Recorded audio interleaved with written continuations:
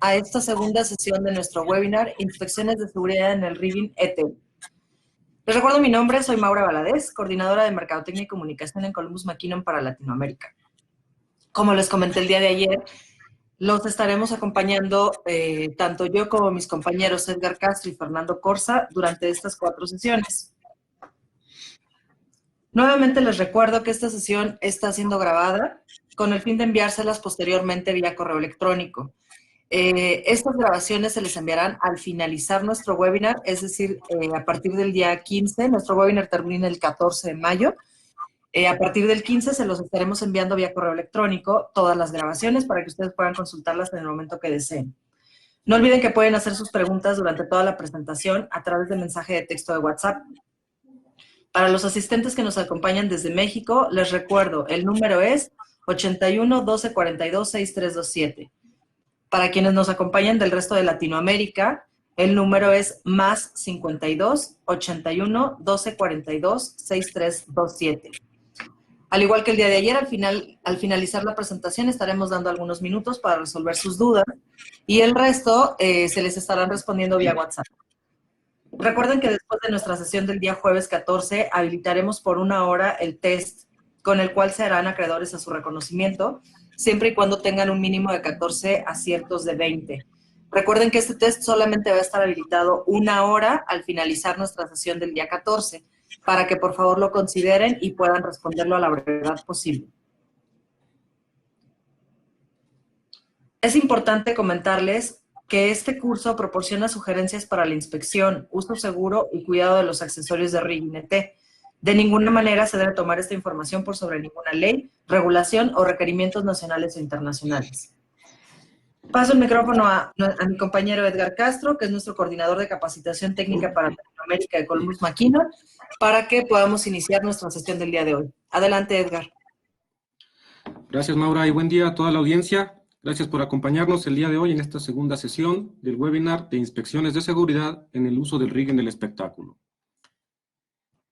El día de ayer nos enfocamos en la normatividad internacional, la ASME, vimos algo sobre la la ESTA, y también vimos lo que eran los criterios de rechazo e inspección de eslingas de cadena y eslingas de cable de acero.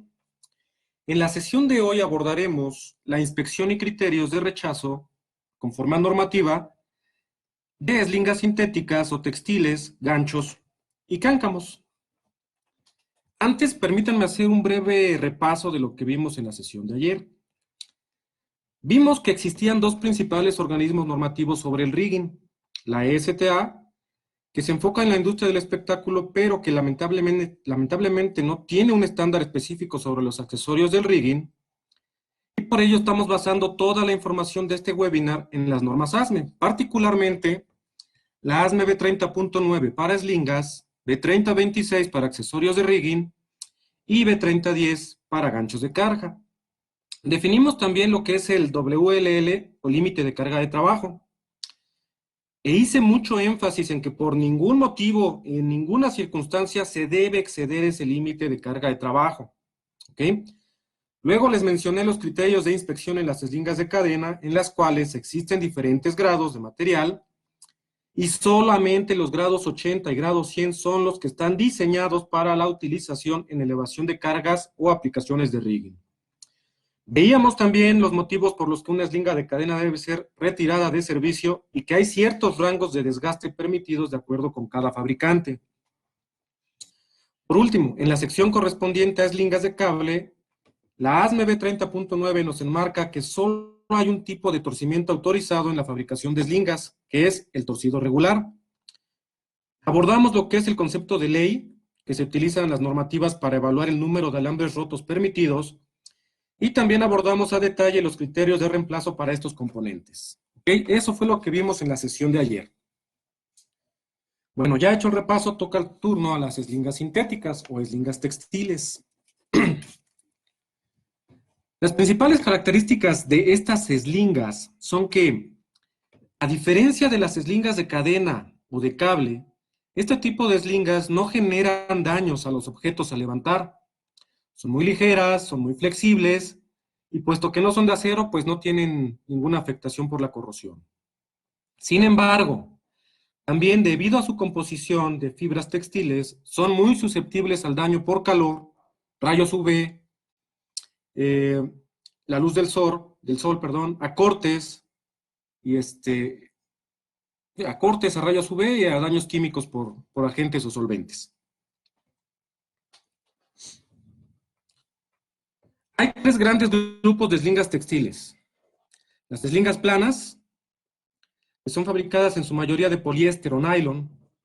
Las eslingas redondas, que igualmente en el exterior son hechas de fibras sintéticas, poliéster, nylon, pero en su interior pueden llevar hilos tanto de fibras textiles o hilos de acero. Y las eslingas de alto rendimiento, las cuales también son hechas en su exterior por fibras sintéticas, textiles, o inclusive hay quienes tienen fibras patentadas, como es el caso de las Slingmax. Y además tienen doble forro, son eslingas con doble forro textil externo y aparte tienen el alma con otro tipo de fibras, en su mayoría patentadas. Entre las eslingas de alto rendimiento, como les acabo de mencionar, están las Twin Pad de Slingmax. Entre sus principales características destacan un doble forro de Covermax y poliéster. Covermax es un material sintético patentado por Slingmax. Y es un material que es 10 veces más resistente al desgaste y a la abrasión que el nylon o el poliéster, que son, como les mencionaba, los principales materiales utilizados en la elaboración de eslingas textiles.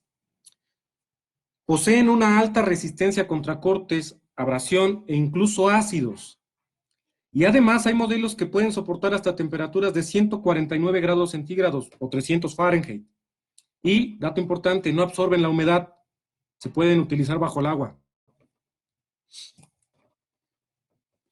Además contienen un muy útil sistema de seguridad llamado Telltale, en el cual existen 1 o 2 cordeles que sobresalen unos 6 o 7 centímetros desde el interior del forro, y si la eslinga se sobrecarga, es decir, se excede el límite de su carga de trabajo, estos cordeles se ocultarán, indicando que la eslinga ya ha sido dañada, debiéndose entonces suspender de inmediato la maniobra y no seguir utilizando la eslinga. Hay una breve animación de cómo funciona este sistema de seguridad. Ahí podemos ver el cordón en amarillo que sobresale del forro, unos 6-7 centímetros, y ahí internamente tenemos estos componentes que poseen un cierto límite de elasticidad acorde a la capacidad de carga de la eslinga. En el momento que por una sobrecarga este límite de elasticidad se venza, entonces se oculta el cordel, como lo estamos viendo en este momento, dando la señal de advertencia o de evidencia de sobrecarga al operador. Cuando el operador ve esta situación, se debe suspender la operación y retirar la eslinga. ¿Okay? Entre las principales diferencias de estos tres tipos de eslingas, podemos observar que la eslinga plana tiene un porcentaje de elongación de hasta el 9%, ¿vale? Casi una décima parte de elongación, ya bajo carga. Y la redonda de alto rendimiento puede tener una elongación que es casi imperceptible, 0.7 a 1%. Asimismo, las eslingas redondas, como vemos en la tabla, las eslingas redondas de alta resistencia son las que mejor protección ofrecen contra desgaste por fricción o rozamiento o abrasión. ¿Okay? Al igual que las eslingas de cadena, las eslingas textiles se clasifican de acuerdo al tipo de enganches que tienen en los extremos. Tenemos las sencillas, Masterlink Hook, o conector maestro con gancho, Masterlink o conector maestro con conector maestro, y Hook o gancho.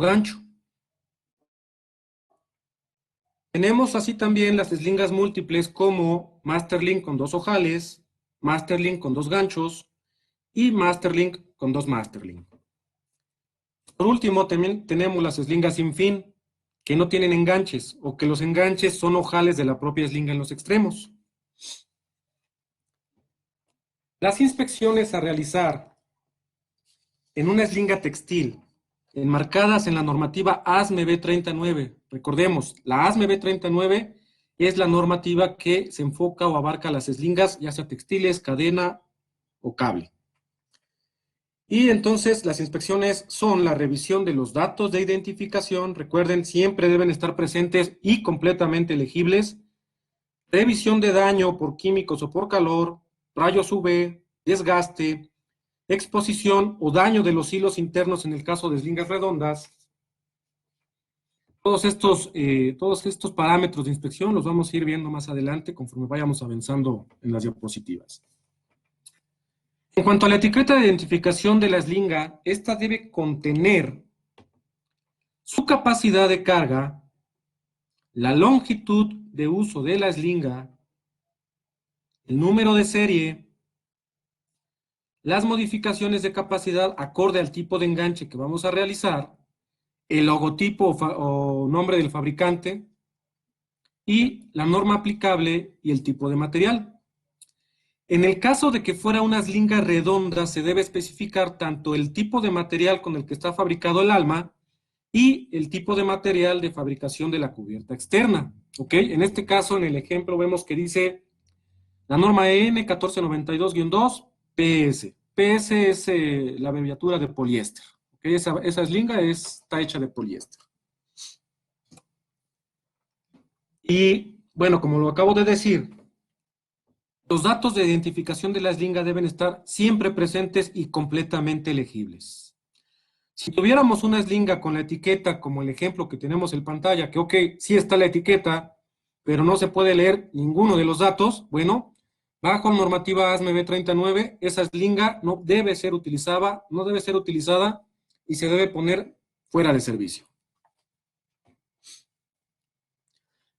Ahora, este tipo de eslingas que son fabricadas de fibras textiles sufren de cierta afectación debido a la luz solar o rayos ultravioleta.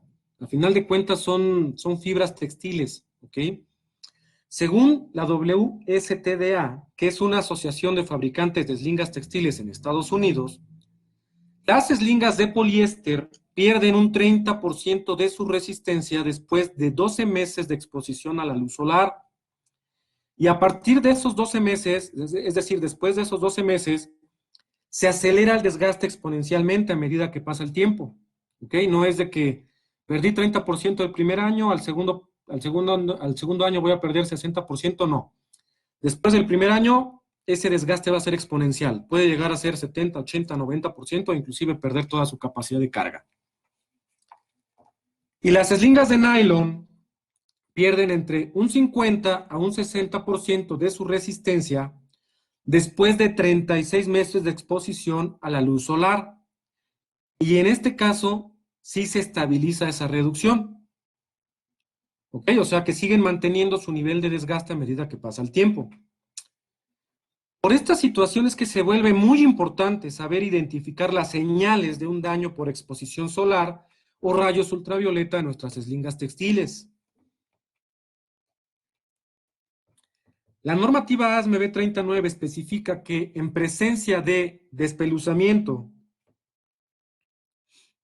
decoloración o rigidez, la eslinga debe ser puesta fuera de servicio, ya que estas señales justo que tenemos en pantalla son los signos de daño por luz solar o rayos ultravioleta y ya se vio reducida la capacidad de carga de esa eslinga.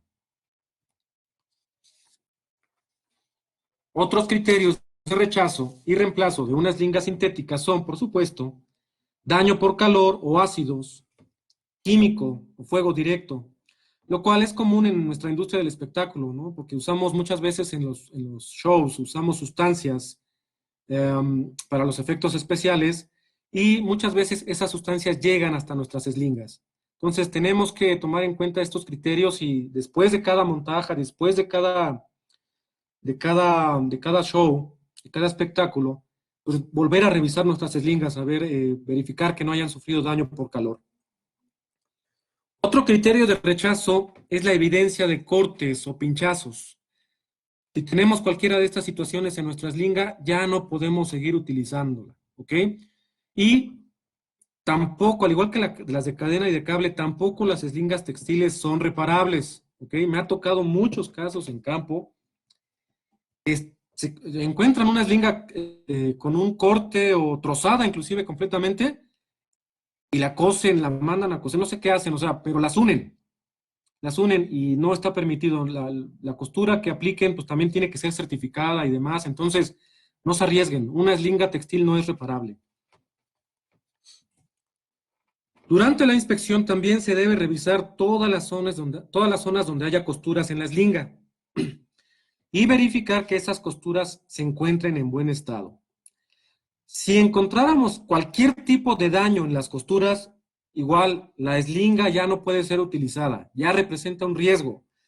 Si esas costuras están debilitadas, pues, obviamente corremos el riesgo de que se rompa completamente la costura y perdamos la carga. También, en caso de daño por abrasión o contaminación por uso de solventes u otras sustancias químicas similares, la eslinga también debe ser puesta fuera de servicio. Recordemos otra vez, son eslingas fabricadas de fibras textiles. Al contaminarse, sus propiedades se ven afectadas. ¿Cuánto? No lo sabemos. Incluso se puede reducir la resistencia de los hilos y fragilizar la eslinga con contaminantes por solventes. Una vez que encontremos estas situaciones, la normativa AS 939 especifica que ya no podemos utilizar esa eslinga nuevamente. Ok, además de pinchazos, cortes, desgarres, debemos buscar también abrasión, desgaste en los enganches, en los extremos. ¿Ok? Cualquier tipo de daño en los enganches o en los extremos que tengamos es motivo suficiente para retirar la eslinga de servicio. Ahora, los nudos. Los nudos, me ha tocado ver, lamentablemente, es una práctica muy común para cortar la longitud de las eslingas. Y al igual, el día de ayer les expliqué lo que pasaba con las cadenas, la sobretensión, fuerzas de tensión y compresión dentro del nudo, pues con las eslingas textiles pasa lo mismo.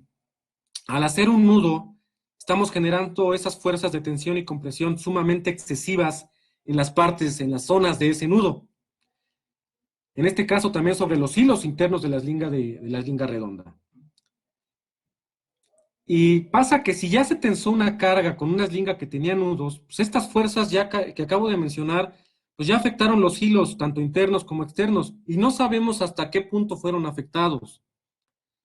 Por lo que al no saber ya qué tanta afectación tuvo, tampoco sabemos cuánta carga podrá soportar en el siguiente levantamiento. Ante esta situación, si yo ya tengo una eslinga la cual ya tensé por medio de nudos, ya no puedo volver a utilizarla, ya representa un riesgo. Esas zonas donde se hicieron los nudos o el nudo, ya está muy fragilizada, ya se puede romper en cualquier momento. ¿Okay? En el caso de eslingas redondas, otro criterio de rechazo en la eslinga es la exposición de los hilos del alma. Esto se da debido a cortes o desgaste por fricción, abrasión principalmente. Si yo soy capaz de ver los hilos internos, los hilos del alma, ya no puedo seguir utilizando esa eslinga. Al igual que en la eslinga de cable, recordemos que la eslinga de cable tenía un alma en la parte interna y alrededor había torones, la eslinga redonda es lo mismo. En el interior tenemos el alma, que es la parte como más, la que nos brinda mayor resistencia, mayor capacidad. Si esa alma, si esos hilos del alma están expuestos, pues ya están muy susceptibles de desgaste o daño. Ante esa situación, ya no podemos seguir utilizando la eslinga. ¿Okay?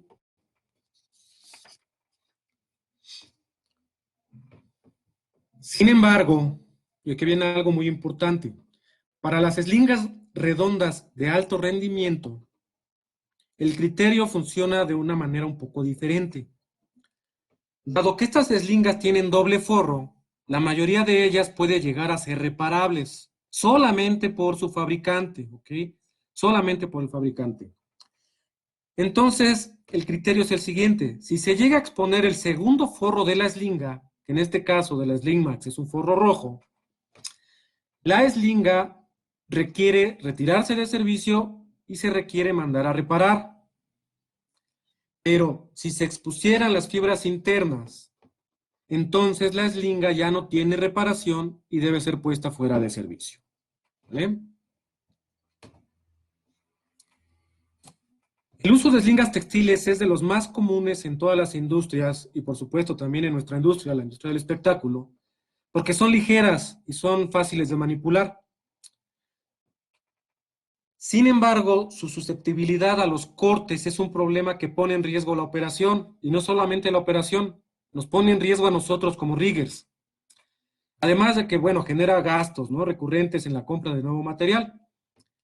Esto ha llevado a aquellos especialistas en el ramo del manejo de materiales al desarrollo de diversos tipos de accesorios o dispositivos para evitar el contacto directo de las eslingas con las superficies filosas que las pueden dañar. Existen desde protectores textiles hasta mallas de metal, de ingeniería o incluso plástico sólido. ¿Okay? Al respecto, en nuestras plantas se hicieron pruebas con los diferentes tipos de protecciones, ¿no? En este caso, en el ejemplo, tenemos una prueba que se realizó en un solo levantamiento de una eslinga con capacidad de 3.200 libras y un factor de seguridad de 5:1. Se obtuvieron los siguientes resultados. Cuando la eslinga no tenía nada de protección, bueno, se rompió a las 5.450 libras, a un solo levantamiento, ¿ok? A un solo levantamiento. Esto quiere decir que su factor de seguridad disminuyó de 5:1 a 1.7:1. Ni siquiera llegó a ser el doble, ¿ok? Luego se utilizó un cinturón de seguridad de un automóvil y la eslinga redujo su factor de seguridad nuevamente, pero esta vez llegó casi a 3. Bueno, entonces ya se empezaron a utilizar protectores comerciales que acabo de mencionar, diseñados específicamente para este propósito, obteniendo que para la manga de eslinga se obtuvo una falla a las 10.490 libras. ¿Ok? Sigue estando abajo de su factor de seguridad. Pero en el caso de la malla de metal y la malla de ingeniería, se soportó satisfactoriamente el factor de 5:1. ¿Ok? Bueno, ahí tienen ustedes, hay varias opciones de protección y bueno, ya depende de ustedes cuál elegir o la opción que mejor se adecue a sus necesidades y a su aplicación.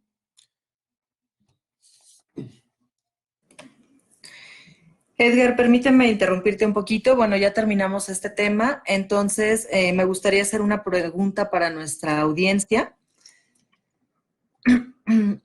para que puedan participar, por favor, a través de WhatsApp. De acuerdo con la ASME B30.9, ¿cada cuánto tiempo debe realizarse una inspección visual de una eslinga? Inciso A sería una vez al día, inciso B mensualmente, inciso C anualmente, inciso D antes de cada servicio. Les repito, de acuerdo con la ASME B30.9, ¿cada cuánto tiempo se debe realizar una inspección visual de una eslinga? Inciso A, una vez al día, inciso B, mensualmente, inciso C, anualmente, inciso D, antes de cada servicio. Fer, si nos puedes ayudar, por favor, con los resultados.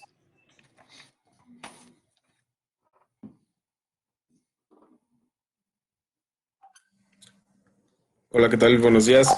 Sí, Mau, mira, realmente, de acuerdo a la encuesta que estamos teniendo, del total de aforo que tenemos, que son alrededor de 400 personas, el 80% están indicando que la respuesta correcta sería el inciso D. Igual, Edgar, si nos puedes apoyar ahí en definir cuál es la opción correcta y pues una breve explicación del por qué es, ¿no? Muchas gracias. Sí, claro, Fer. Perdón, Mau, parece que hay un problema ahí con el slide de la pregunta. ¿La podrías repetir, por favor? No te preocupes, Edgar. De acuerdo con la ASME B30.9, ¿cada cuánto tiempo se debe realizar una inspección visual de una eslinga?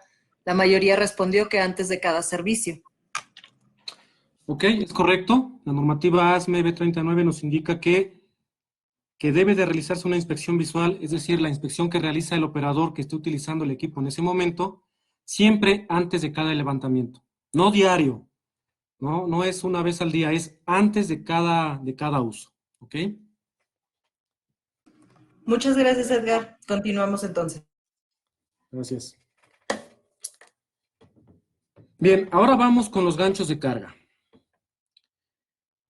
En la sesión anterior les comenté que existen, ciertos grados de cadena que están diseñados o autorizados para la elevación de cargas. Y también hay otros grados de cadena que no se pueden utilizar para este propósito. Bueno, en los ganchos de carga aplica el mismo criterio, pues existen ganchos para aplicaciones de arrastre o tensión y otros más que son para elevación de cargas. Basándonos en este mismo criterio, se nos pide identificar cuál de los tres ganchos que tenemos en pantalla está autorizado para elevar cargas. Vamos a analizar uno por uno.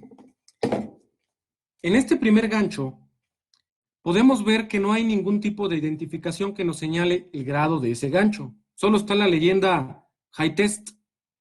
Pero eso no nos dice nada. Por lo tanto, este gancho no cumple con los requerimientos de marcación y, en consecuencia, no está autorizado para elevar cargas. Veamos el siguiente gancho. Que sí tiene especificado el grado de material. Se alcanza a ver que dice G70, es decir, grado 70.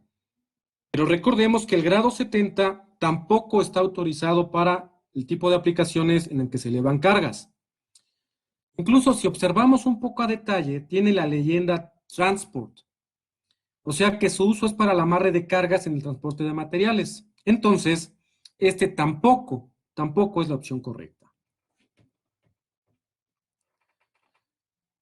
Vamos al último gancho, el último que nos queda. Entonces, este debe ser el correcto. Solo por confirmar buscaremos el indicio de nuestra respuesta correcta. Y efectivamente, vemos que tiene identificación del fabricante y las iniciales HA800. Como vimos en la sesión pasada, es la nomenclatura de Columbus McKinnon que nos indica que este componente es de grado 80, el cual sí está autorizado para elevar cargas. Ahora bien, los criterios de rechazo especificados por la normativa ASME B30.10 para ganchos de carga son deformación. Bajo esta normativa no se permite ningún tipo de deformación con respecto al plano. Si durante la inspección se encontrase un gancho torcido o deformado, este debe ser puesto fuera de servicio. Igualmente, un gancho con una excesiva abertura en su garganta o un pestillo inoperativo debe ser puesto fuera de servicio. Desgaste más allá del límite permitido, modificaciones en campo, es decir, acoplamientos caseros, accesorios soldados, desgaste del material, etc. Y por supuesto, como en todos los accesorios de rigging, la ausencia o ilegibilidad de los datos de identificación también son motivo de rechazo de los ganchos de carga. Veíamos en la dispositiva anterior que algunos criterios de rechazo mencionan una abertura de garganta excesiva, pestillo inoperante y desgaste excesivo. Bueno, llamamos garganta del gancho a esta parte de aquí. Y dicha garganta no puede llegar a abrirse más allá del 5% de su medida original o 1/4 de pulgada, lo que suceda primero. En cuanto a desgaste, generalmente se da en el punto de tensión del gancho,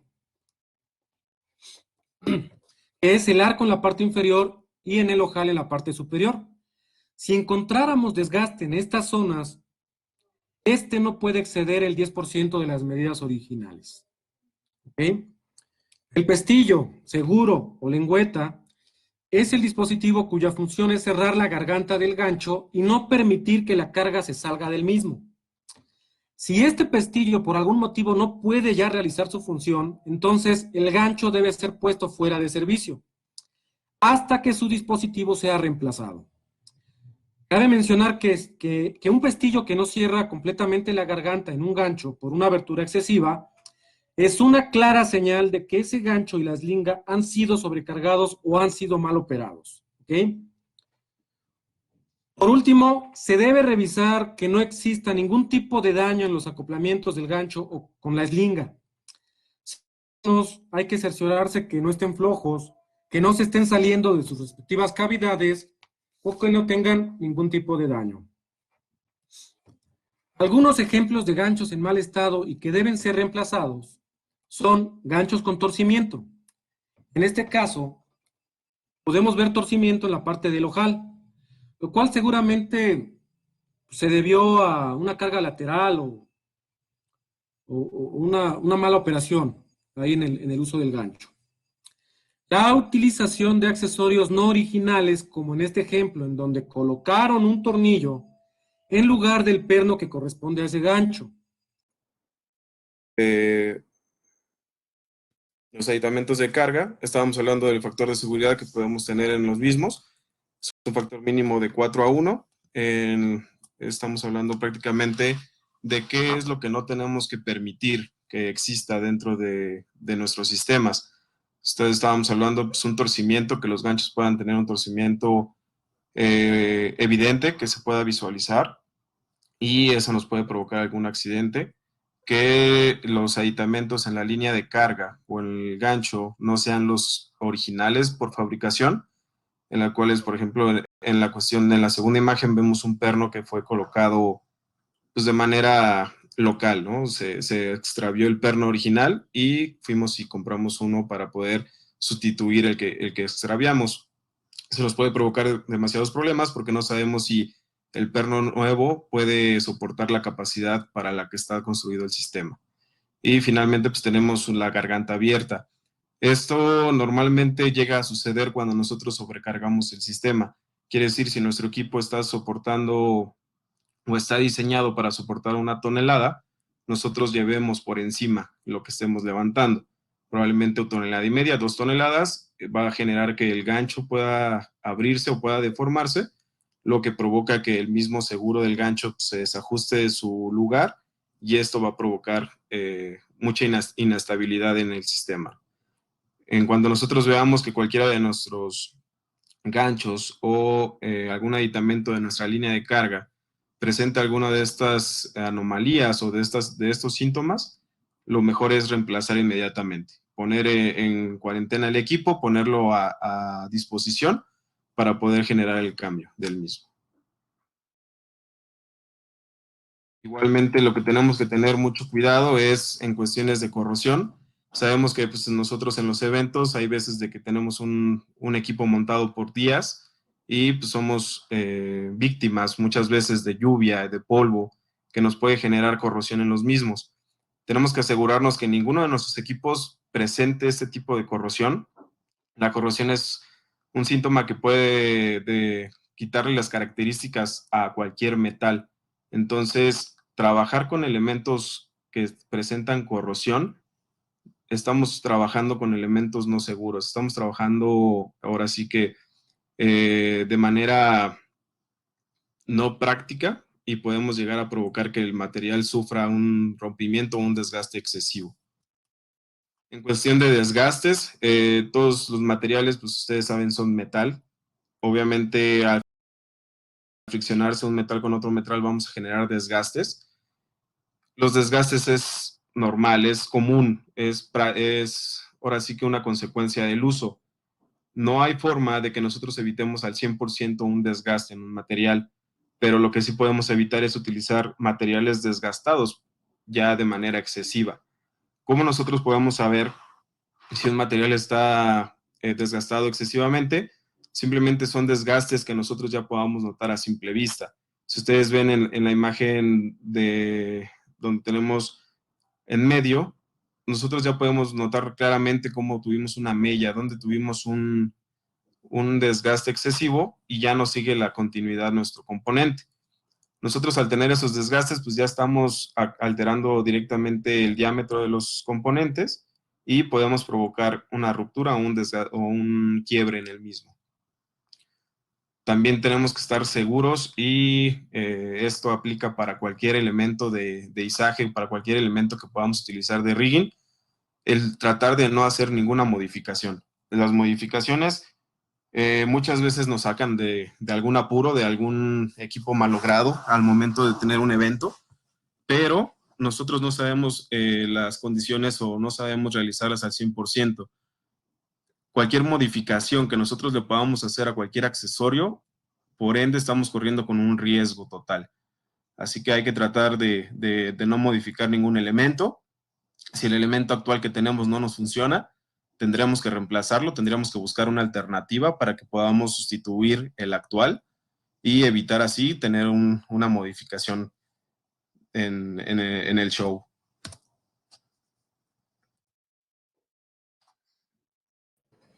Fer, perdóname, te voy a interrumpir. Ahora vamos a iniciar con el tema de inspección de cáncamos, pero vamos a hacer una pregunta a la audiencia antes de iniciar este tema.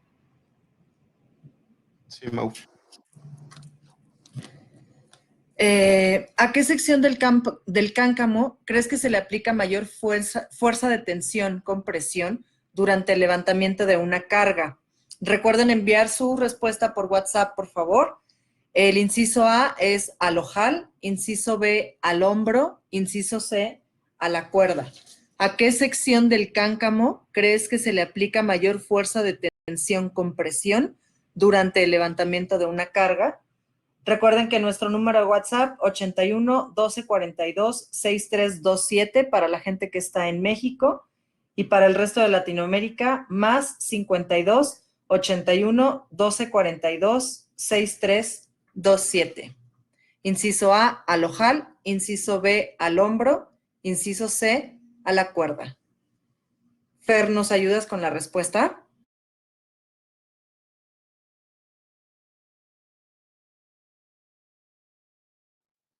Sí, Mau, dame 2 segundos. Están todos contestando actualmente. Vamos a dar Perfecto. para recopilar información y entramos. Sí, claro. Les repito la pregunta, ¿a qué sección del cáncamo crees que se le aplica mayor fuerza de tensión con presión durante el levantamiento de una carga? Inciso A, al ojal, inciso B, al hombro, inciso C, a la cuerda.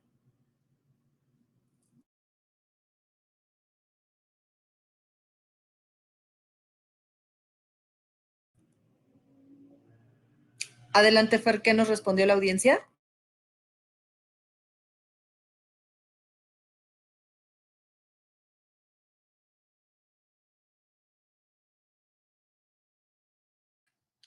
Muchas gracias, Mau. El 90% de la audiencia nos indican que se estarían afectando directamente lo que es la cuerda de los cáncamos, a lo cual esto es totalmente cierto. Recordemos que en un sistema siempre el componente o el elemento o la parte que siempre va a sufrir más daños es la más sensible.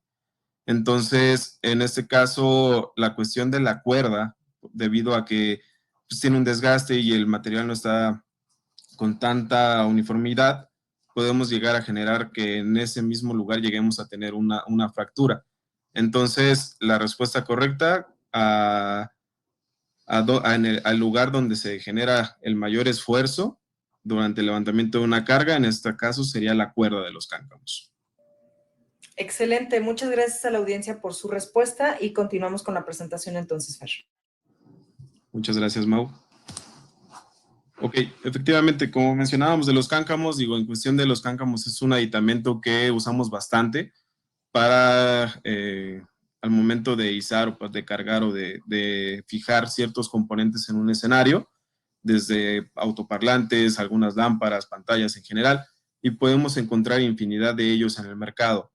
Tenemos que tener en todos los cáncamos bien claro, bien establecido, las leyendas que hemos mencionado anteriormente con los grilletes o anteriormente con las cargas, lo cual es nuestra carga límite de trabajo, cuáles nuestras dimensiones del cáncamo en cuestiones de el diámetro del tornillo y el diámetro de la argolla, y también tenemos que saber en dado caso si nuestro cáncamo puede soportar cargas a diferentes grados, cuál es el peso o la carga máxima que estaría soportando en cada uno de ellos.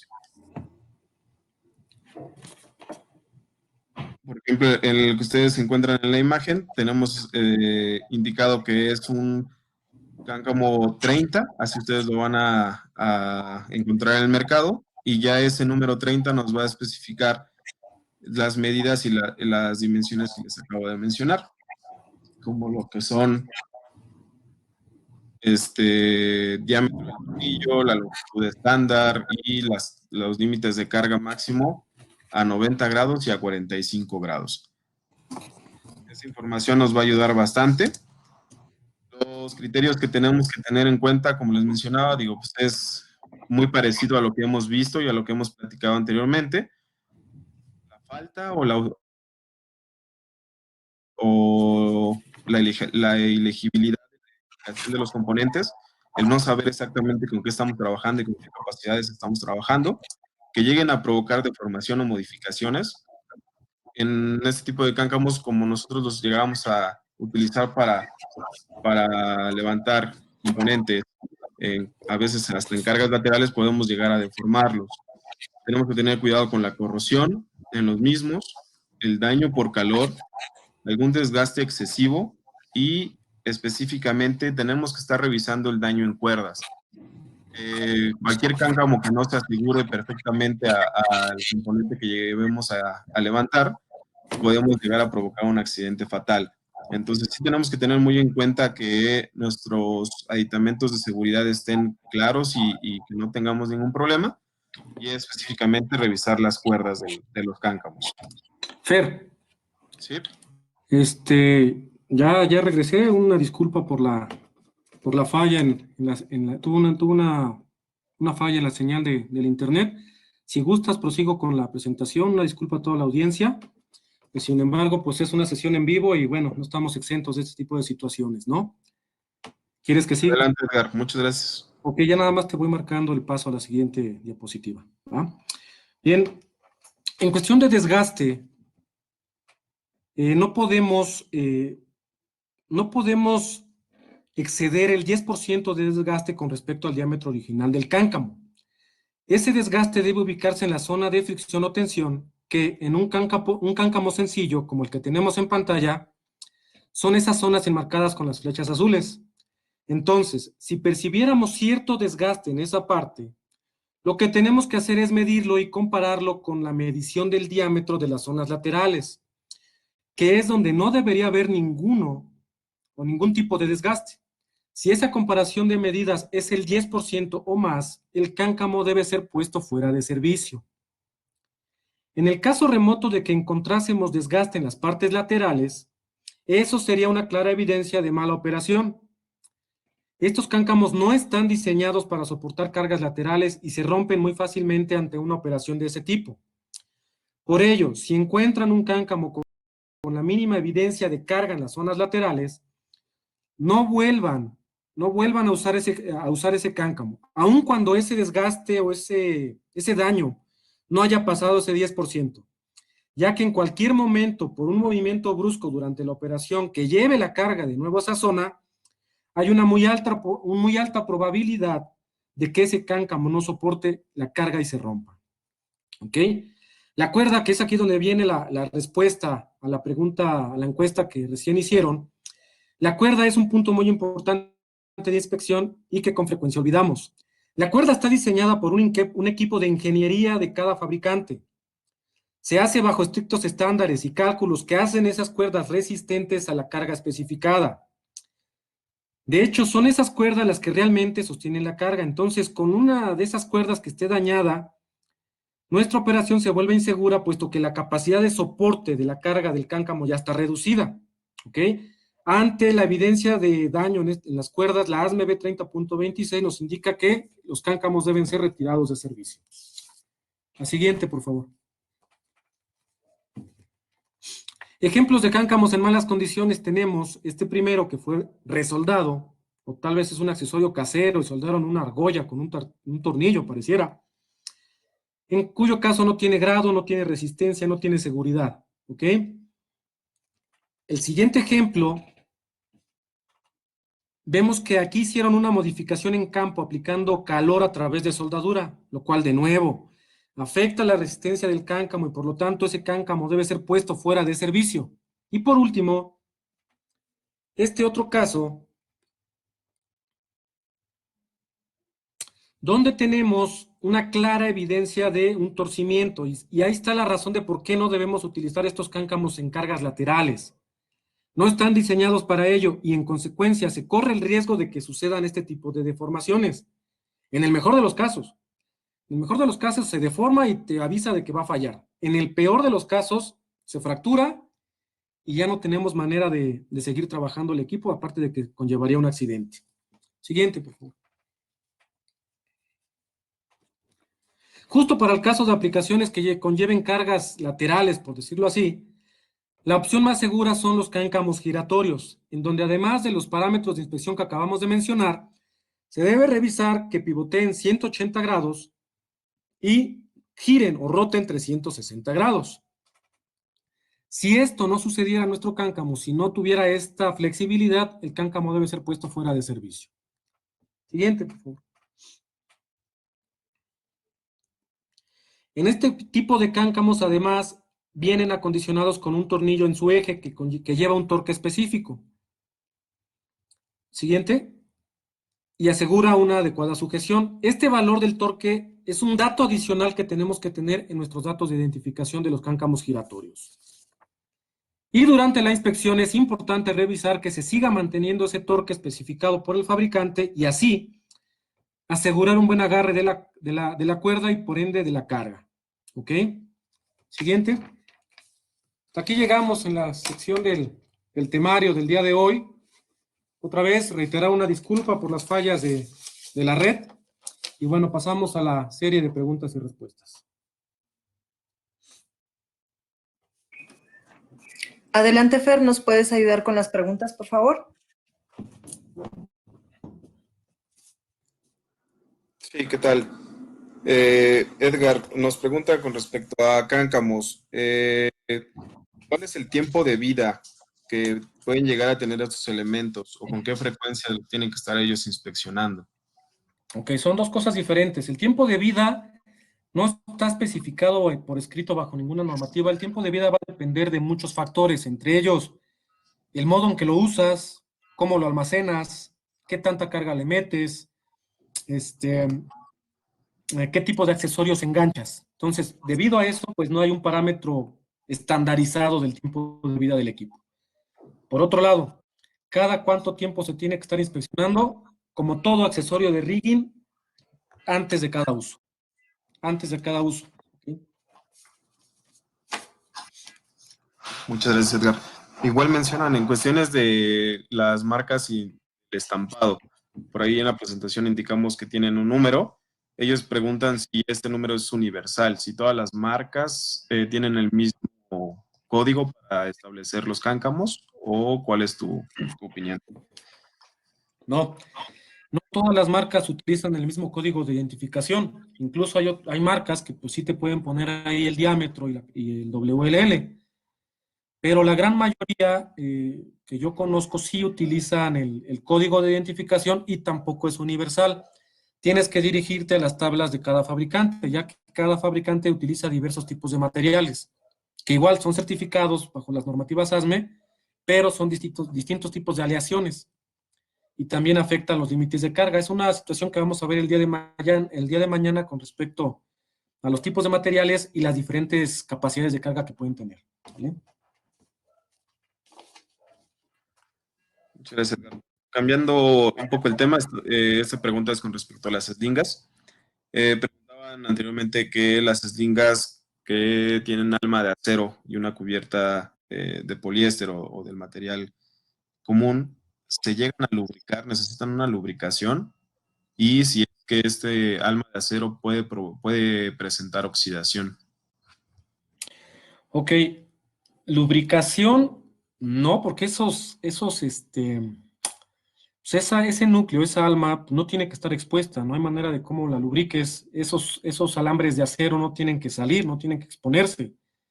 Inclusive hay por ahí un modelo de eslinga que tiene como una abertura, una ventanita en la eslinga para, pues no sé, para revisar la parte del alma interna, la cual, en mi particular punto de vista, pues es una situación que expone el alma y con ello pues estamos en riesgo de mucho de desgaste o daño en el propio alma de acero, ¿no? No se puede lubricar porque no puedes poner ningún tipo de solvente en la eslinga textil, en la parte textil. Y eran dos preguntas, era la de la lubricación y ¿cuál era la otra, Fer? Si es que llegan a presentar oxidación, la alma de acero. No tiene por qué presentar oxidación, ya que no estaría expuesta al ambiente, ¿sale? Recuerden que la oxidación se debe principalmente al oxígeno. Y y a los líquidos. Entonces, una eslinga textil, una eslinga redonda con alma de acero no está diseñada para ser trabajada bajo el agua, en condiciones ambientales de lluvia. Entonces, la parte del alma de acero está protegida dentro de la parte textil, entonces no tiene por qué sufrir oxidación. Si hay oxidación dentro, pues es por una mala aplicación del equipo, ¿no? Y solamente vamos a ser capaces de verla hasta que salga uno de los alambres, hasta que rompa la parte textil. Fer, Edgar, muchísimas gracias. Gracias por sus preguntas a toda la audiencia. Lamentablemente el tiempo se nos ha agotado. Sin embargo, a lo largo del día se estarán respondiendo sus preguntas de igual manera a través de WhatsApp. Muchísimas gracias, chicos. Les recuerdo, Edgar Castro está en el área de capacitación técnica para Latinoamérica. Puede responderles también sus dudas. Fernando Corsa, nuestro consultor comercial para entretenimiento en Latinoamérica Norte. Y Tiago Godoy, consultor comercial de entretenimiento para Latinoamérica Sur. En nombre de Columbus McKinnon, les doy las gracias por su asistencia el día de hoy. Los esperamos el día de mañana a la misma hora. Que tengan un excelente día. Hasta mañana.